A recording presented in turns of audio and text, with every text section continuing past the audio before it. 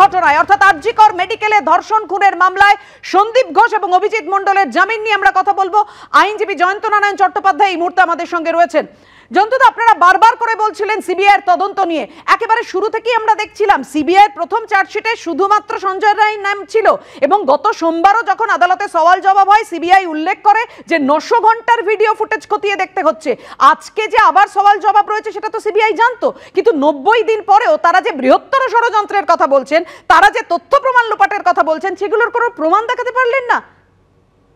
না, এটা দেখুন, এটা আজকের খবর, এটা একেবারে সাধারণ বাঙালির মাথায় বাজ পড়ার মতো।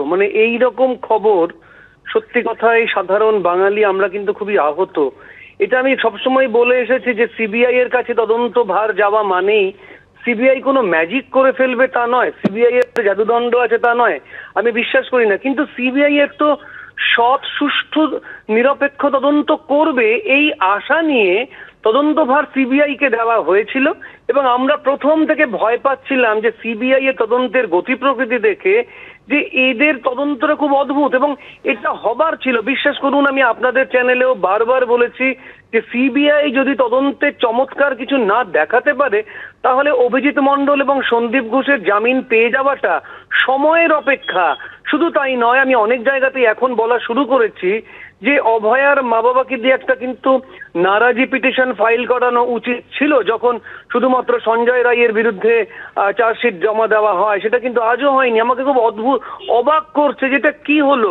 তাহলে কি আমরা অভয়ার নিরপেক্ষ বিচার পাবো না? অভয়ের গায়ের ইনজুরি পরিষ্কার প্রমাণ করে যে সেখানে আরো অন্য অনেকে উপস্থিত ছিল, তা সত্ত্বেও সঞ্জয় রায়ের বিরুদ্ধে চার্জশিট এবং যে বৃহত্তর ষড়যন্ত্রের কথা বারবার উঠেছে সেখানে দুজনকে আজকে জামিন দিয়ে দেওয়া হলো। তবে জামিনটা হবারই ছিল। দেখুন, এতে বিচার ব্যবস্থাকে দোষ দিয়ে লাভ নেই।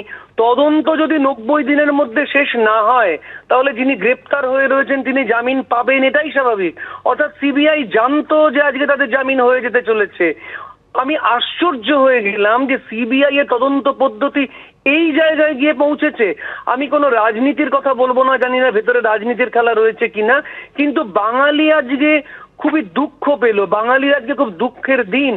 অভয়ার মৃত্যু সারা পৃথিবীর যেখানে যত বাঙালি আছে তাদের জাগিয়ে তুলেছিল।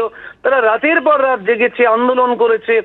কিন্তু আশ্চর্য, কিন্তু তদন্তটা তো সাধারণ বাঙালি করবে না, তদন্ত করবে তদন্তকারী দল এবং সিবিআই এর উপর দায়িত্ব দেওয়া হয়েছে এই ভেবে যে সিবিআই সৎ, সুষ্ঠু, নিরপেক্ষ তদন্ত করবে। কিন্তু এটা কি করলো সিবিআই? এটা একেবারে মেনে নেওয়া যাচ্ছে না। আজকে সাধারণ বাঙালির অত্যন্ত হতাশ হবার দিন। ধন্যবাদ আপনাকে জয়ন্ত।